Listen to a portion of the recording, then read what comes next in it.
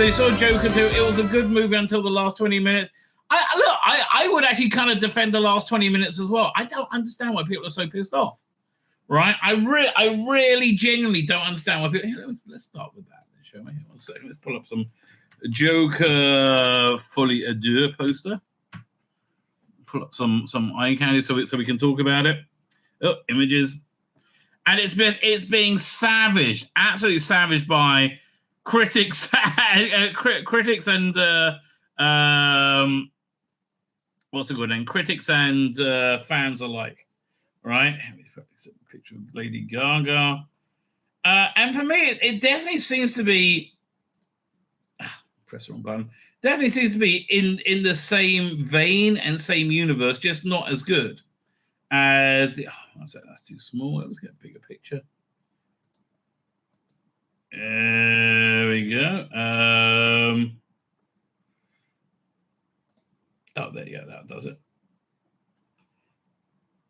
Let's pull these up. Excuse me while I whip these out. Now,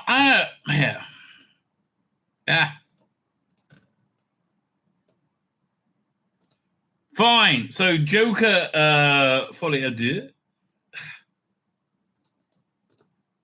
There's that one. And there. So I remember when they were making it, and they said it's a musical, right?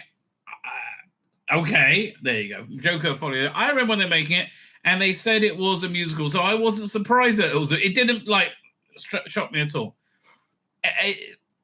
It's not as good as the first one. The first one came out of nowhere, and I felt was kind of stunning, right? It was a really stunning character. What's the word I'm looking for? Character analysis. I think it's probably the wrong word, right? It was a stunning character study of mental illness told vaguely in a Elseworlds Batman world without Batman, right? And it really wasn't. It's not the Joker, right? It's nowhere near the Joker, right? We've had many Jokers. This is not the Joker. But in the same vein, I would say Matt Reeves' Penguin isn't the Penguin, right? It's not the Joker at all. So they were. This movie has much less scope than the original. Much less scope, is smaller, and it takes you pretty much on the reverse journey of the first one. So where I think you were, people like to see Joaquin Phoenix turn into the Joker, right, and like take on that personality, that mantle. Not that's a mantle of the Joker, right? They liked where it ended up, right? They did like where it ended up, and it was kind of he felt like this is a fun, interesting, different take on the Joker. And I love the last scene when he's like in the asylum and there's all this blood that he's walking through, the people he's obviously murdered, and there's a lot to discuss about it. It's very interesting. Again, I like that they use the world of Batman as a springboard to tell. I found a very interesting story with fantastic performances. Joaquin Phoenix, absolutely fantastic.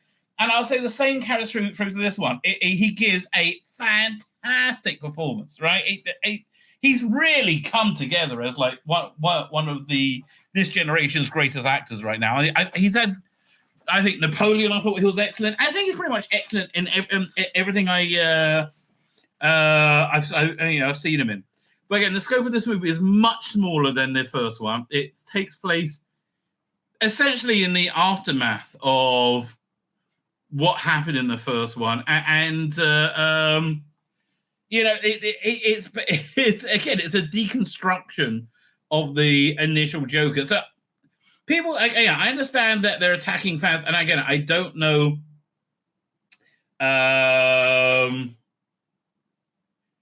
I don't know what's really going on with that. I haven't read the stories, but I can understand them attacking fans because this is not a movie for comic book fans. Bottom line, this is, again, it's the most vaguest use of the idea of Joker, right? Which again I find quite interesting, generally speaking. So the plot of this one is he's in an asylum in prison. And thematically very similar to the first one. You don't know which is fantasy. You don't know what is real. But so you have like the first half hour of him just being drugged up and not being fun Joker at all, right? Not being just being sad, controlled. What's his name? Fleck is his name. What's the name of the character? Joker. Let me see. Let me look at, because I mean that's really the what's the word? The Arthur Fleck, right? That's really the what's the word I'm looking for? The dramatic tension in this movie between Arthur Fleck and the Joker. Are they the same person? Are they not? So you have that going on. So at one point, about half hour in, maybe a little bit earlier, he meets Lady Gaga, who was in the, I think, outpatient clinic, or like the part of the asylum with less, without such heavy prison security, the non-criminal part.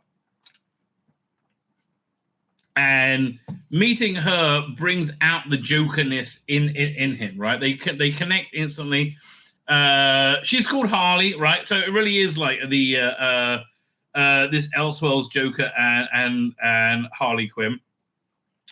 And again, but you don't know what's real and what isn't. They have, again, whenever it gets interesting, there are some exhilarating scenes in it. There's a part where, I mean, he's under this insane Hannibal Lecter like security. There's a part in it where there's a fire, and and Lady Gaga and Joaquin Phoenix go on a. They go on. I don't want to spoil it, but they do something, right, which brings a lot of attention to themselves. So Joaquin Phoenix ends up in like solitary confinement for like 2 or 3 weeks. So and again, very much abused, and his abuse was something that was ongoing through that first movie. And I love that the Joker persona that he developed, the insane evil Joker persona that he developed, was a reaction to this ongoing abuse. Whereas in this one, the ongoing abuse experience is mainly from the asylum guards. Main one played by Dominic Gleeson. Again, every performance in this movie is very, very, very good, right? They got this kid playing Harvey Dent in it. And again, I don't understand why call him Harvey Dent? Like, he looks like he's 12, looks nothing like Brendan Gleeson, I should say. Looks really nothing like him whatsoever. But again, nobody looks anything like. In fact, you had this big black inmate called Bullock, and is that supposed to? Are you intimating that that's Harvey Bullock, the in the Tim Burton Batman, he was corrupt in the corrupt police detective, but I think in the comics he was no, he was like a tough cop, but he wasn't corrupt. So you have this instant bond being formed with them, and Lady Gaga it plays the Harley Quinn character just right, which is Harley Quinn is a obsessed fangirl of the Joker. That's something I do like they deal with but they really dealt with it at the end of the first movie, the fan adulation that Joaquin Phoenix Joker got. So that's really the problem with this movie. That the first one was really a great movie and needed no sequel whatsoever, right? And this movie kind of confirms that it needed no sequel. Like, I'm okay if there is a sequel, if it actually has a point to it. But this was it seems like it was agonizingly stretched out. And I think it's basically because they had a budget of $50 million and it ended up making a billion, right? Tim Burton Cop was Earnhardt, yeah, but didn't they have a Harvey Bullock as well? I don't know. Here, let me look this up. Tim Burton, Batman, Harvey Bullock. I'm sure he's in it. Oh, it's Eckhart supposed to be Harvey Bullock. I guess that must have been the mistake I made, right? But Harvey Bullock is he's in The Batman, isn't he? The recent one, which I just didn't like at all. Oh, I did not like him at all. Yeah, I'm looking at his Wikipedia now, trying to see what films he's been in. He's been in the DC animated universe and other films. Bullock appears in the Scooby-Doo. Victorian era version of Bullock appears in okay, fine. So has he never been on screen? Okay, apparently not. It's weird with that IP being mined so heavily. There is no Harvey Bullock, right, in the cinematic in any cinematic universe. Anyway, back to Joker. So as the plot progresses, it turns into a courtroom drama, but it's always interspersed with kind of strange musical interludes. Now, the ones inside Joker's head, Arthur Fleck's head, are generally speaking more interesting than ones in real life when they're just kind of like weirdly singing in real life, right? They had a music soundtrack behind it, but it does derail the momentum every time it happens. So they're saying that this is a troll on fans. I don't think so. I think this is Todd Phillips trolling the Warner Brothers. Said, "Oh, Todd, we got to make another one." Yeah, and Todd's like, "What are you talking about? The story's finished. It's completed. It's over. There's nothing more to it at this point, right? The story's done, right?" And they said, "No, we have to do more, right?" And said, "Fine, I'll do it with a $200 million budget if I can make it a musical." And they're like, "Okay, whatever," right? And yeah, why is entertainment in such a terrible state? Essentially because the reason everything in the world is in such a terrible state, because the educated classes, the people who've been to who have been to university and get the higher echelon executive jobs, are all morons. They're absolute imbeciles, right? And these movie execs are also imbeciles. If you want to do a sequel, you should have had Todd Phillips say, "Okay, do you want to do something with Penguin, or do you want to do something with Riddler, or any other character?" But like continuing this story just seemed like a bit of a dud. And there are definitely good bits to it. The ending is very controversial, but I think for some reason, it kind of works in the context of this movie. And it certainly is Todd Phillips saying, "We're not doing anything else with this," right? It's like it's like Gareth Thomas coming back for the last episode of Blake. So yeah, that might be a spoiler as to what goes down. The Gaga Phoenix relationship is very, very good. So yeah, there's a scene where he's in solitary confinement and suddenly she turns up and she's there with him. He says, "Is this real?" I said, "Yeah, I got one of the guards let me in for 10 minutes," which makes it sound like she blew him to let the guard in, right? And they have a sexual relationship, and that like really awakens the Joker in him and awakens that character with him as they're going through the courtroom trial. And they're trying to prove in the courtroom trial the Joker is a disparate person from Arthur Fleck, and then his defense is trying to prove the opposite, right? And then so the ending it goes off in a unexpected direction. It might be fantasy, it might be not, but by that time we don't really care, and that's really the problem with it. We don't really care. This story has been told and it's over, right? And it was over before it started, and there wasn't anything new in this to warrant continuing the story in my mind. I mean, again, I just think Todd Phillips was like, "What is wrong with you?" Right? He made like these stipulations, and they said, "Yep, okay, then we'll totally do that." So, is it a recommend? For me, I'm going to say no. Right? For me, I'm going to say no. I would watch it on streaming, absolutely. I would rent it if it's cheap, like $2.99, whatever. Right, I would rent it, and it's going to be a cheap rental because it flopped in hugely in the box office. Right, it's been a massive disaster. As of course it would be. Right, it's because there's no need for it whatsoever, and it's a musical. Right, it's essentially a weird ass musical that doesn't really explain itself, right? And again, they have was it Lady Gaga released a Harley Quinn album, which means like the source material really resonated with her. Yes, I don't think many other people. So yeah, it's doing very bad. It's doing very badly, and yeah, the reason it's doing badly is not because it's a bad movie. It's because it's a small art house movie that should never have been given this massive budget or been made in the first place. But yeah, it doesn't deserve the unhinged ire that it's getting, in my opinion. No, right? In my opinion, I don't think it's anywhere near as terrible as the reputation it's got. Again, look, let me put this in context. I recently watched and reviewed. What's it called again? Is Megalopolis, right? Which was epically awful, breathtakingly awful, right? I just think looking at this story, James Gunn denies a Mr. Freeze solo movie. Well, again, they should have had Todd Phillips, do a Mr. Freeze movie rather than do a Joker movie. So let's look at the review on not Bleeding Cool, on Bounding into Comics. Share screen. Doink.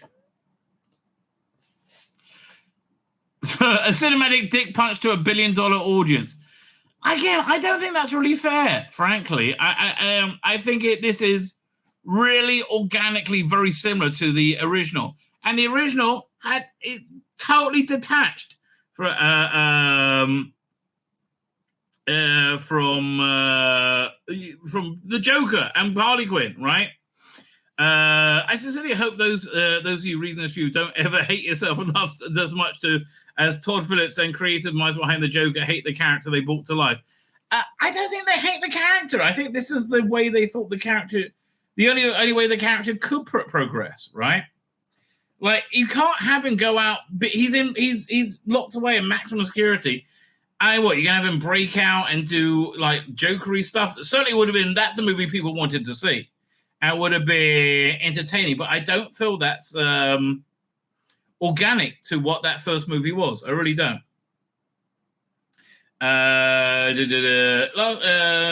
Last year, the last great year film was 2019, and one of those solidified that was a Joker. Joaquin Phoenix played the character Arthur Fleck as a poor stand-up whose life was so miserable that the only two things put a smile on his face were his mother and his love for late night comedy. That was until one bad when I got pushed him in the direction of infamy and changed the future of Gotham. At one point in the movie, by the way, they say it's New York instead of Gotham by mistake, and it gets very, very obviously New York. Phoenix was so great in the iconic comic character life that his performance not only won him an Academy Award, well deserved, but also drew comparison to Heath Ledger's legendary Academy performance portrayal of the villain in Dark Knight. Yeah, no, it's up there, right? And people wanted to see more of that character, right? The character when he's dancing down the stairs and just being full of life and full of, again, when he's pure evil. That's the dichotomy people wanted, and the movie didn't deliver that.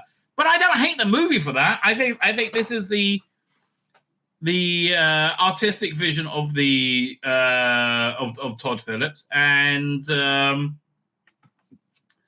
good for him, right? Good for him, frankly.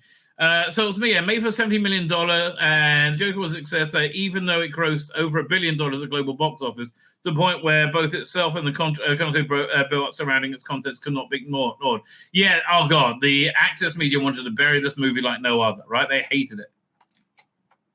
So there's a theory that they deconstruct and destroy the character as a to destroy the legacy. They say, does this movie impact the first one? Well, not really, because this one's completely forgettable. It's not forgettable. There are some good scenes in it, but just as I can put this movie in its own world, I can put the first movie in its own world. Right? I wouldn't buy this on I wouldn't buy this on Blu-ray where I did buy the first one, for example. The controversy centers around the fact the media doesn't believe you can sympathize somebody's journey into bad behavior while understanding that behavior is still bad. They were bending over backwards to say that all villains are really good right now. They didn't want to show a villain being a villain, maybe. People who have abused others often have been abused themselves. This doesn't justify their actions, but it makes you understand a person could go down that dark path. That was the theme of the first movie, but the media instead walked away from it, reading it more like, if you think your life is hard, violence against society is justified. No. Again, he has to be a moron to pull that out. But again, the corporate media are morons. In doing so, whipping up a panic about potential influence on incels. Yeah, they wanted to will this threat into being, right, in big time, but it just wasn't there. It just didn't exist. Like, they keep trying to say Donald Trump is going to destroy the world. I'm like, dude, he was around. He was president for like 5 years, and things are pretty good for 4 years. And world peace and best economy of our lives. It wasn't that bad. Of course, none of that happened, and the film went on to be a critical and commercial success. Mainstream media walked away from the entire affair with the narrative taken huge slaps to the face. Yes, they did, and I think that's probably why they hated it, right? So how do they get the revenge on the fan base that made them? Okay, it wasn't the fan base that made them look foolish. The initial Joker was a mainstream success beyond the fan base, right? It wasn't fanboys who made the Joker success. It was people who wanted to see an intelligent movie, which you didn't see that much time. Hey, top movies 2019. Let's see what they are. Yeah, look, I mean, you had the Rise of Skywalker, Tolkien, and Ad Astra I never saw. I always wanted to see it. Spider-Man Far From Home, which was that one? Oh yeah, that was a crap one, as I recall. Avengers Endgame, meh. Like people wanted to see like Dark Phoenix. Once upon a time in Hollywood, right?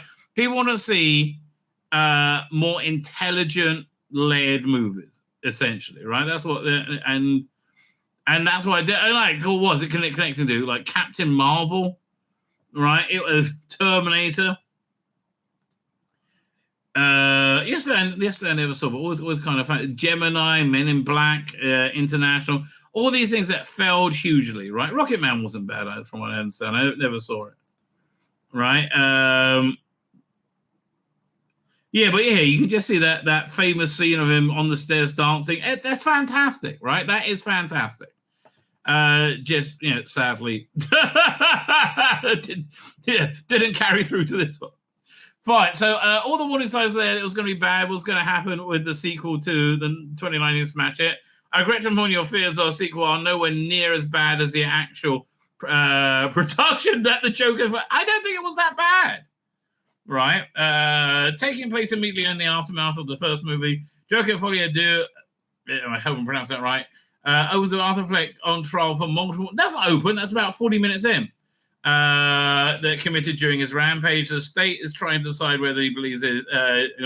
Fine. It's just what I've already said. Death penalty is on the table. There is no reason to sugarcoat it. The sequel is a deliberate punishment to those fans who made the first joke. Again, no, it wasn't fans that made the Joker $1 billion hit. It was the normies, right? And the normies, there's not a troll on the normies. Normies don't give a shit. Right, it was maybe trying to deconstruct this character to as a deliberate thing to in a culture war thing, right? Because they didn't want there to be a victory in the culture war, maybe, and there was. But again, I think this was Todd Phillips trolling Warner Brothers, right? I think this inference is it just doesn't stand up, right? It just doesn't stand up to any reasoning. So it's it was designed to deconstruct and destroy the character that was so well with the audience. Yes, I agree with that. They absolutely did that, right? Because the hyper progressive Hollywood system hated the fact that in their eyes, the film and its success were propping up a white male known for chaos and destruction as aspirational hero. Yeah, I guess if you got Trump in your mind permanently, which they did at the time. Sequel serves, of course, to be rebuking viewers for making Joker a success. I didn't see that. After all, in the eyes of Hollywood, the Joker was not about Batman's greatest villain, but rather about the right-wing Donald Trump. Okay, that's probably fair, right? To them, the bad guy's story was the viewer for identifying with Arthur, as they believed his oppositional framing them point a finger at themselves for creating a sensationalism that, look, Hollywood lost its shit, right? Lady Gaga says no pose in the movie. I disagree. I've actually thought she was quite a good take on Harley Quinn, right? And exists further to tear down the character. That's true, right? If you're a fan of Carly books on it, do not expect an accurate representation of a Joker-Harley relationship. Well, why would you? He's not the Joker, right? I mean, he's what's his name? Joaquin Phoenix Joker off and on in bits of it, but he's not the Joker. And Tom Phillips even goes out of his way to explain to audience that this version of Joker is not the character who's so iconic in the comic books. This is a separate interpretation of the Clown Prince of Crime. There's no introduction to Bruce Wayne, no rise of the criminal myth. Yeah, okay, that's not the movie. Again, people are crying because it's not the movie that they wanted. No, again, I'm a big believer in going along with what the creator wants. Right? If it is a creative vision, it is a creative vision. Rather than what you expect to see. Sometimes you'll like it, sometimes you won't, right? What's this article about it? Folie, the ending, which the director Tom Phillips says would divide viewers, leaks online. Well, that's a shame, right? That is a shame. And yeah, I think it is going to divide viewers. But for me, it was fine, right? For me, I felt like it was a very organic take, right, on the original Todd Phillips Joker, which has nothing to do with the Batman Joker. And again, I would apply that to Penguin. I don't think any of the criticisms you have about the Todd Phillips Joker being nothing like a comic book Joker is exactly the same as the Penguin. So again, for me, it's not a recommend. It's also not worth the relentless meltdown and the wailing and gnashing of teeth that has been caused by this. It really genuinely hasn't. It's not bad. Wait, look, again, I wouldn't bother going to see it in the cinema. Again, I wasn't that engaged to it. I did end up looking at my phone every now and again, which I didn't in the first one at all. But it's an unnecessary sequel, which I think even the people making it found unnecessary. Lady Gaga really enjoyed it as she made a Joker album, right? So there you go. That's the Joker for you. My name's Tzvi Lebetkin, the Rabbi from another planet. Please like, share, and subscribe, and ring that little bell. Ring the little bell so you're notified when new videos drop.